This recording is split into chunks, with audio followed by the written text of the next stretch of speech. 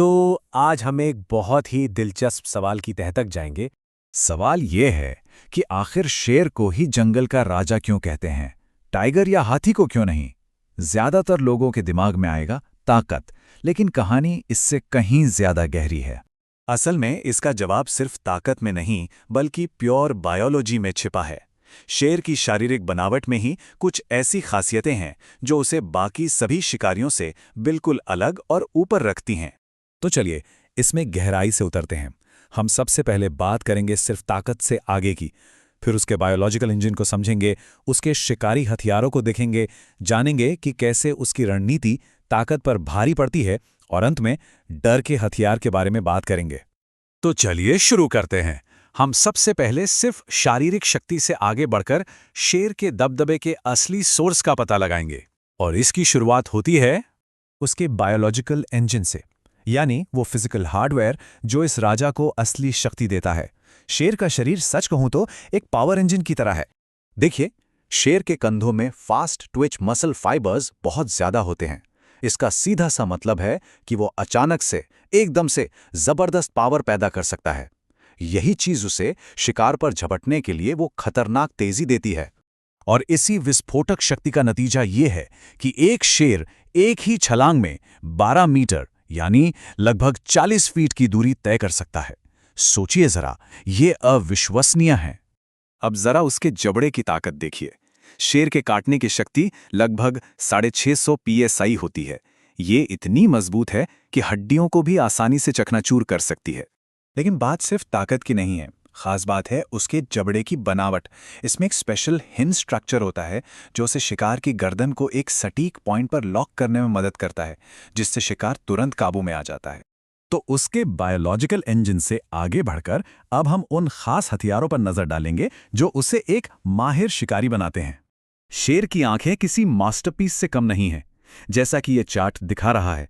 शेर की आंखों में रॉड सेल्स जो कम रोशनी में देखने में मदद करते हैं, वो इंसानों से 6 गुना ज्यादा होते हैं। मतलब साफ है, अंधेरे में भी उसे सब कुछ साफ साफ दिखता है। और फिर है उसकी दहाड़। एक शेर की दहाड़ 8 किलोमीटर दूर तक सुनी जा सकती है। लेकिन ये सिर्फ एक आवाज नहीं है। असल में शेर की दहाड़ एक लो फ्रीक्वेंसी साउंड वेव है। इसे डिजाइन ही ऐसे किया गया है कि ये एक बायोलॉजिकल हथियार की तरह काम करे। ये दूसरे शिकारियों और दुश्मनों को मनोवैज्ञानिक रूप से कमजोर महसूस कराती है, उन्हें डराती है।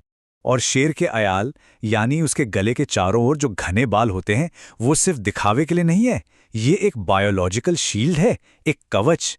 लड़ाई के दौरान हमलावर सबसे पहले गर्दन पर ही हमला करते हैं और ये अयाल उस नाजुक हिस्से को बचाता है। तो अब तक हमने शारीरिक ताकत की बात की, लेकिन जो चीज शेर को सच में राजा बनाती है वो है उसकी बुद्धि। चलिए देखते हैं कि कैसे रणनीति उसे दूसरे शिकारियों से कहीं ऊपर उठा देती है। यहां एक बहुत बड़ा फर्क साफ दिखता है।